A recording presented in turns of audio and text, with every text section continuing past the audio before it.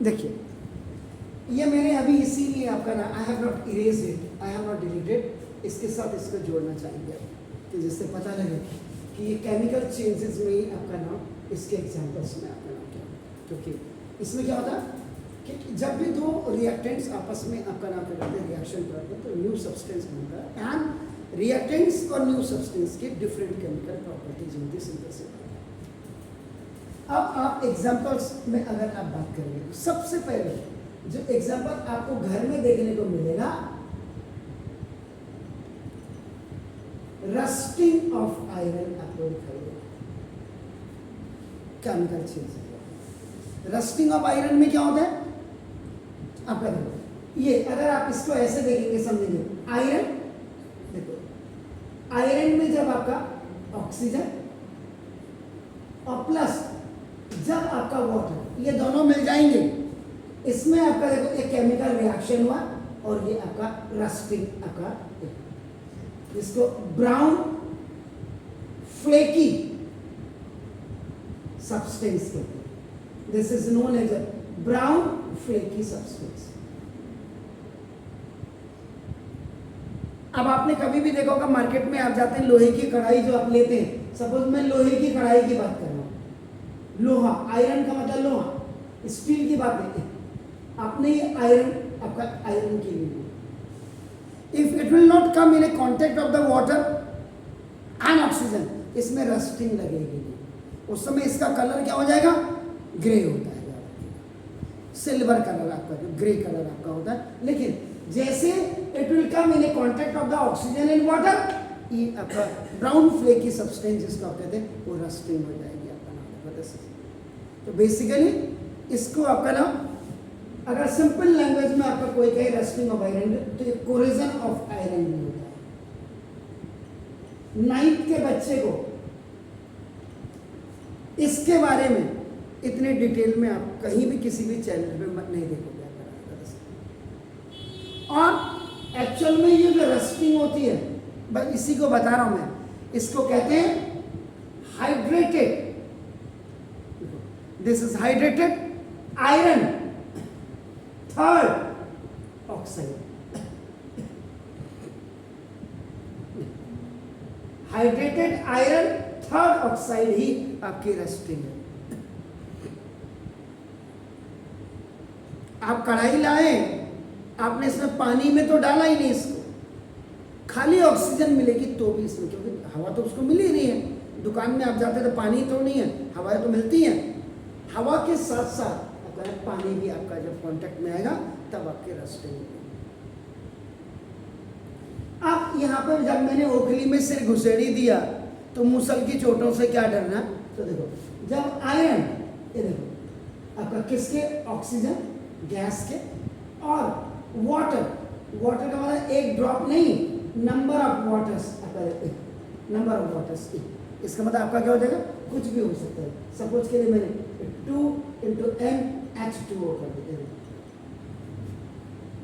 तो ये बन जाएगा आपका नाम Fe2O3, ये देखो दिस, और आपका यहाँ पे N है, N आपका देखो NH2O, लेकिन यहाँ पे आयरन आपके 2 हैं, तो यहाँ पे ये आयरन, ये बैलेंस भी करना होता है इसको, तो 2 और 2 4, 2 यहाँ हुआ तो ना 4 और 2 2 4, ऑक्सीजन के 2 हैं तो ऑक्सीजन के आपका नाम यहाँ 2 2 4 और 2 6 हो गया आपका नाम, हाइड्रोजन के 2 2 4, तो आपका नाम हाइड्रोजन के 2 2 4, तो ये आपके रस्टिंग हो गए। तो the rusting of iron is a, और मजे की बात, ये जो रस्टिंग ऑफ आयरन होता है, this is the redox reaction होती है, रेडॉक्स, यानी कि रेडॉक्स का मतलब क्या, लाल बैल नहीं हुए, रेडॉक्स का रेड का मतलब रिडक्शन और ऑक्सीडेशन, ये अकर। तो ये केमिकल चेंजेस ऑफ आपका नाम देखो, दिस इज ये सबसे बड़ी बात क्या है कि जो कोरेजन है आपका, जो रस्टिंग हो रही है आयरन में, it always weakens the iron and steel object structure such है, जैसे आपके मकान में रेलिंग लगी, और आपने उसमें पेंट नहीं किया तो धीरे धीरे वो आपका ब्राउन फ्लेकी सब्सटेंस उसमें लग जाएगा और उसकी लाइफ कम हो जाएगी। रस्टिंग का मतलब हो गया कि the articles, the substances, the metals which is only made by the iron. Steel तो बेसिकली अगर आप देखेंगे स्टील एलॉयज है, लेकिन फिर भी स्टील में भी कितनी क्वांटिटी का आयरन है वो आपके डिपेंड करता है। तो जैसे कार की बॉडीज होती हैं, ब्रिज होते हैं, शिप्स होते हैं, ये इनमें जब भी रस्टिंग होती है तो ये आपका इट कट शॉर्ट दिया हुआ है। तो बस एक मैंने बताना था, तो ये मैंने डिटेल में आपको बता दिया जो किसी ने भी नहीं बताया होगा। बाकी दूसरा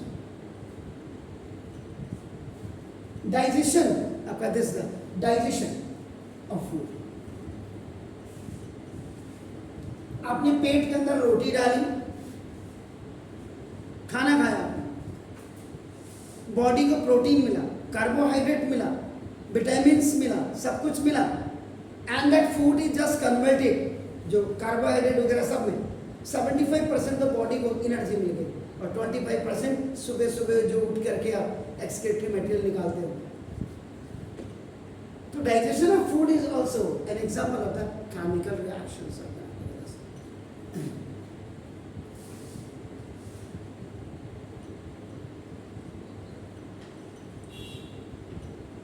ripening of fruits, colour change हो जाता है। आपने देखा होगा हर चीज जब कच्ची होती है, रॉ होती है, उस समय उसका कलर ग्रीन होता है। जब वो पक जाती है, मिर्च देखो हरी होती है, लेकिन पकने के बाद आपका क्या हो जाती है, लाल कलर हो जाता है। मैंगो आपने देखा होगा ग्रीन कलर होता है, पकने के बाद आपका देखो येलो कलर में कन्वर्ट हो जाता है। सेब आपका देखो ना ग्रीन कलर होता है, लेकिन ऐसा भी नहीं है, सेब एक ग्रीन कलर का भी होता है, याद रखिएगा, पकने के बाद भी ग्रीन होता है। सेब एक कलर आपका नाम येलो कलर का भी होता है। तो सेब की जो होती है हमारे हिंदुस्तान में 105 वैरायटीज होती है। हम मार्केट में खाली देखते हैं, एक कद्दू सेब होता है, एक डिलक्स होता है आपका नाम, एक जोनाथन होता है आपका, एक राइमर होता है आपका, एक गोल्डन होता है, एक बटन सेब होता है। 5-6 की वैरायटी। तो मैं इसलिए बता रहा हूँ क्योंकि मेरे किसी जमाने में एप्पल का भाग था, इसलिए मैं बता रहा हूँ। इसमें सबसे जो अर्ली वैरायटी है वो बटन सेब होता है, छोटा लाल रंग का। उसके बाद बनता है गोल्डन, पीले रंग का सेब, उसका कलर बड़ा अच्छा लगता है उसको। उसके बाद लास्ट जो वैरायटी होती है, late variety, earlier variety is a button सेब, एंड जो आपका लास्ट जो आपका डिलक्स जो अगस्त में पकता है, लास्ट अगस्त तक जो अभी जाता है, वो लगभग आपका ना वो आपका डिलक्स सेब आता है, डेलिशियस जिसको आप कहते हैं, डेलिशियस। तो जितने भी हाई एल्टीट्यूड्स होंगे, जैसे रानीखेत में चौबटिया है, वहां आपका सेब का बगीचा है। ग्वालदम में किसी जमाने में सेब होता है। मेरा गांव जहाँ है तलवाड़ी, वो उसी के लिए फेमस था, क्योंकि 5,500 फीट की हाइट से ऊपर जो भी वहां सब पूलम, नाशपाती, बादाम भी होता है वहां, मूंगफली, दालों में आपका राजमा नहीं कहते आप यहाँ हल्द्वानी में आपका जो समझदार लोग हैं जिनको पता है राजमा के बारे में, सरी चंपावत की राजमा है या ये वहाँ की राजमा है। तो राजमा का भी आपका ये जोशीमठ की राजमा है। अलग अलग जगहों के कोस कोस में बदले पानी और कोस कोस में बदले वानी, ऐसे ही आपका नाम हर चीज़, हर सब्जी वगैरह का अपना टेस्ट हर 5 किलोमीटर के बाद अकॉर्डिंग टू वहाँ के इन्वायरमेंट, वहाँ के एटमॉस्फेयर, वहाँ का वो अलग। राइपनिंग का मतलब हर चीज़, तो कच्चे से पक्का होना, दैट इज ऑल्सो द। अब पकने के बाद आप कहेंगे सेब को चल तो हरा हो जा, नहीं हो सकता। Ripening of fruits is also an example of the chemical change.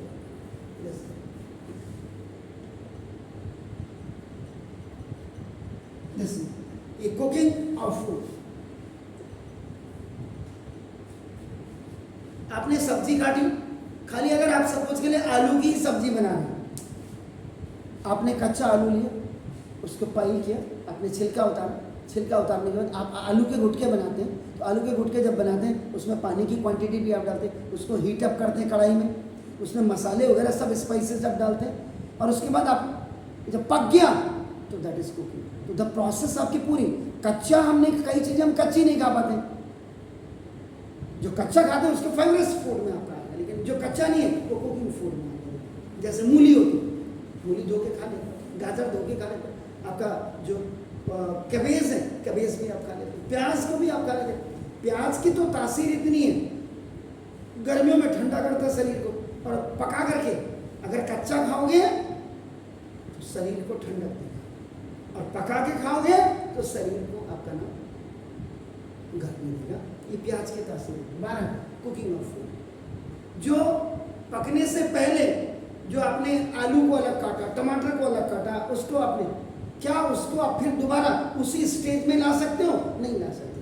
तो when you can not bring that आपका इन ए ओरिजिनल सब्सटेंसेज आपका ना, इट कैन नॉट, तो that is the completely chemical changes आपकी दिस सॉरिंग ऑफ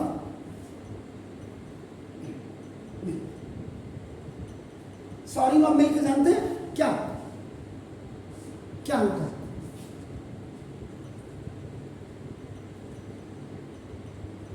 यहां पे curd बनाने की, दही कैसे बनता है दही आपको पता है? आपने बर्तन में पहले दूध को गर्म किया जाता है। दूध को गर्म करने का मतलब ये आपने मिल्क आपने गर्म किया, जब ये पूरा बॉयल होने के बाद फिर इसको ठंडा करते, कूल डाउन करते, कूल डाउन। एक टेम्परेचर ऐसा होता है वार्म अप का, गर्म का, जिसको आप गुनगुना कहते हैं। उसके बाद इसमें आपका नाम एक स्पून इसमें आपका नाम 1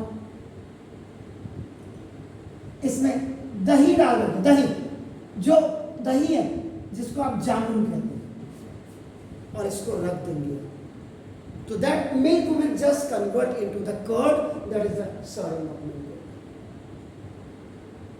अगर आपने इसी दूध को गर्म किया और दूध को गर्म करने के बाद आपने उसमें 3 बूंद नींबू के डाल दिया, लेमन के, तो दूध फट जाता है, और जब दूध फट जाता है तो अब सिला तो जाएगा नहीं दूध, तो वो पनीर में कन्वर्ट हो जाता है।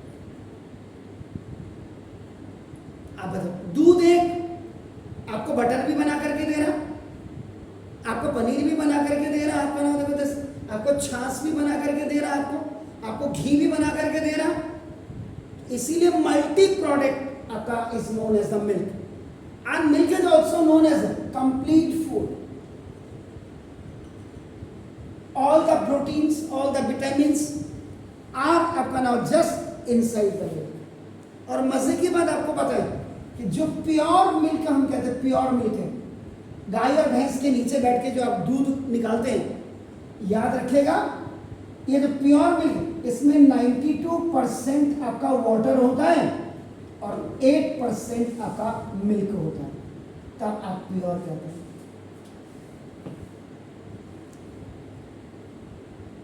उसके बाद भी धोखेबाज, चालू, गद्दार, मूर्ख, वो दूधों को लाएंगे और उसके बाद नल के नीचे लगाते हैं, और 10 किलो में 5 किलो। आजकल पूछेंगे भैया पानी तो आजकल दूध बड़ा पतला आ रहा है, दूध में मजा।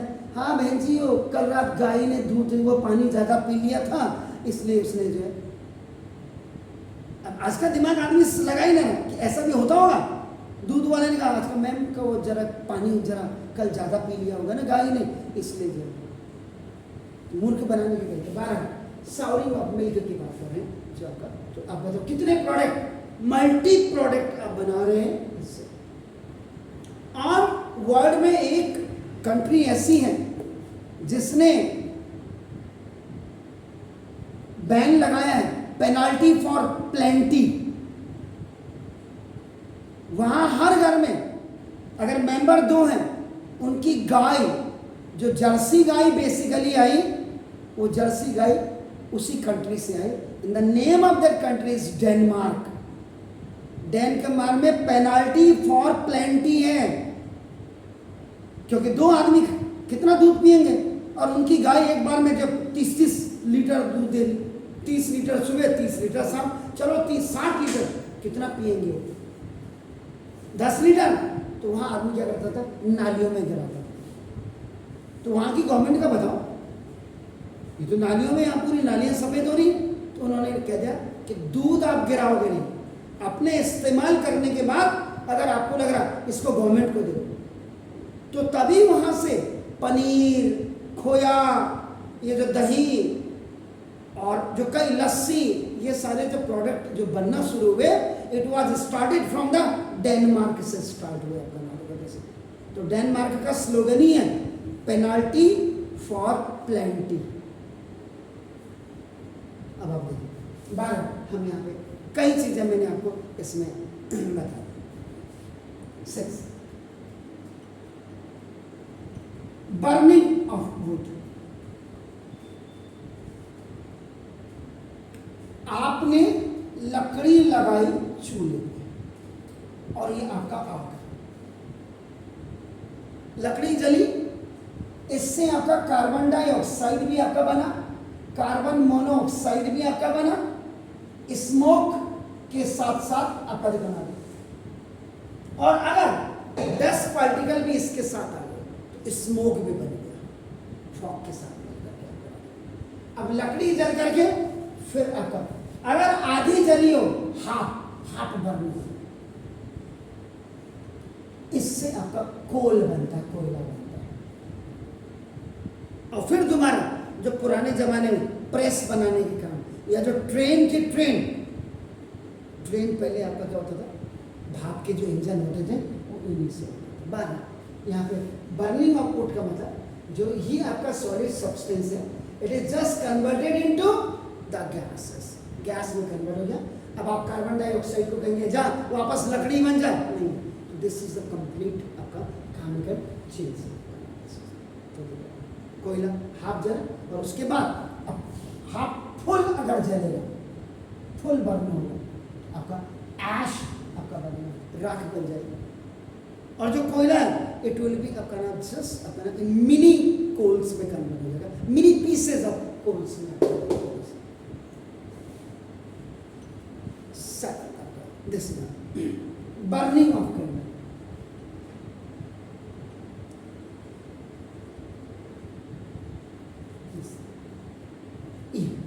आपने ये लिया,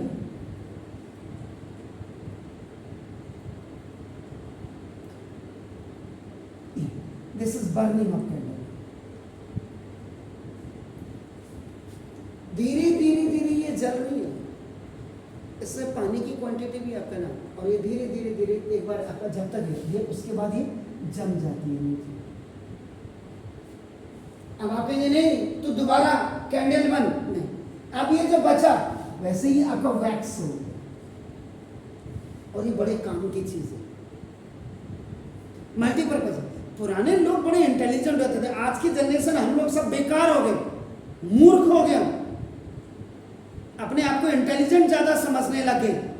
नहीं तो पुराने लोगों के भगवान का नाम कैसे ले, उन्होंने कहा इसका नाम राम रख दो, राम राम राम राम, इसका नाम नारायण रख दो, नारायण नारायण नारायण नारायण।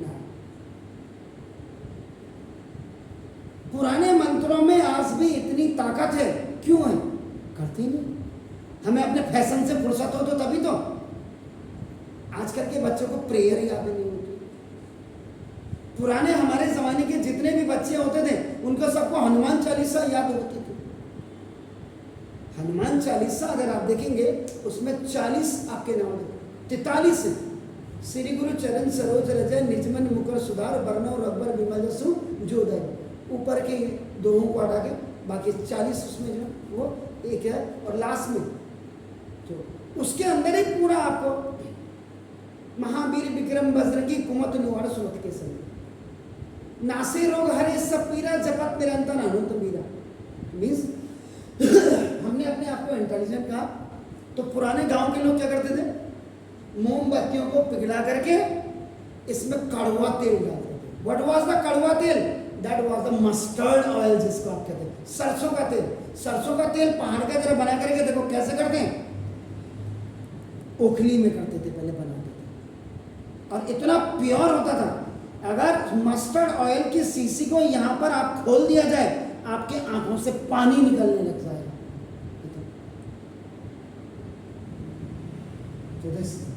तो ये इससे क्या होता था, जो पाँव के नीचे फटते थे, आजकल तो क्रैक क्रीम लगाओ, हीलिंग, कुछ नहीं।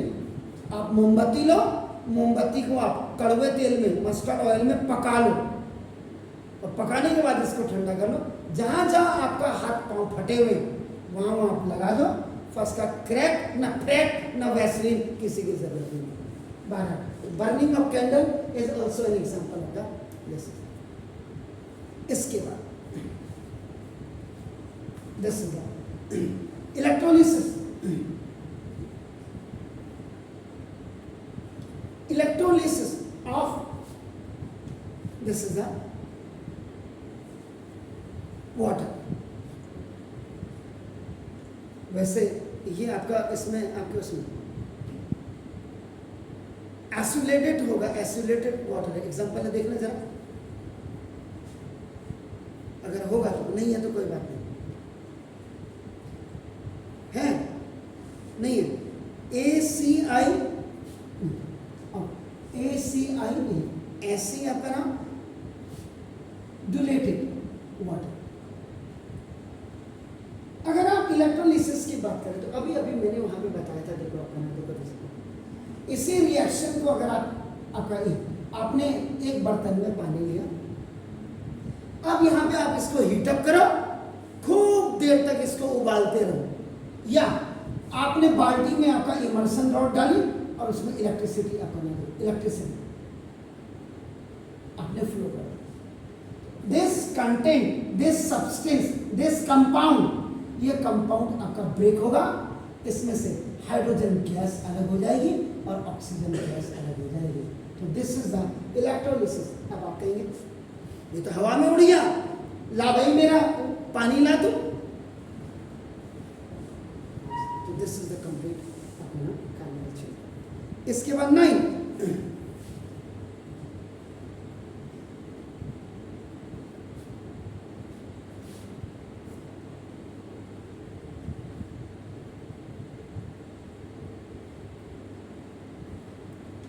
फोटोसिंथेसिस अपना process by plants.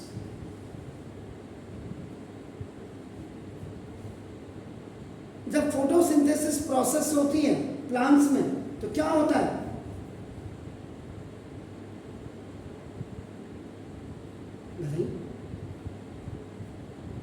Carbon dioxide को क्या करते हो, अपने खाना बनाने के लिए, भोजन बनाने के लिए यूज करते हैं। And when they are taking the carbon dioxide from the nature, तो वो उस प्रोसेस में आप क्या करते हैं, ऑक्सीजन गैस को छोड़ते हैं, और ऑक्सीजन जो छोड़ते हैं उसी को हम कार्बन डाइऑक्साइड छोड़ रहे हैं और वो आपका ऑक्सीजन छोड़ रहे हैं। तो this is the photosynthesis process. इसके बाद now preparation of water from hydrogen, वो भी आप करना है। इस वाले रिएक्शन को अगर आप लिख देंगे उल्टा, ये मतलब ये दोनों ये उल्टे, प्रिपरेशन ऑफ वाटर फ्रॉम, आप इसको नहीं लिखना चाहते हैं, preparation of carbon dioxide.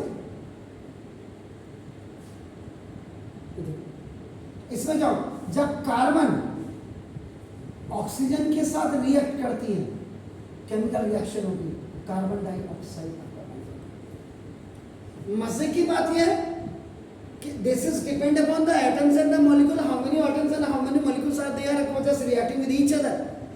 Carbon oxygen के साथ रिएक्ट करके कार्बन डाइऑक्साइड भी बनाता है, कार्बन मोनोऑक्साइड भी बनाता है, और कार्बोनेट भी बनाता है। तो it is depend upon bye. एक होता कि मैं खाली इसको एग्जांपल्स ऑफ केमिकल में लिखता, rusting of iron, digestion of food, ripening of आपका fruits, cooking of food, souring of milk, आपका burning of food, burning of candle, electricity, electrolysis of आपका दिस एसिड आपका वाटर, और उसके बाद photosynthesis process of preparation of carbon. तो इतने में अब मैंने जो थोड़ा सा डिटेल में आपको बताया, इसको जरूर देखना चाहिए, प्लीज डू इट।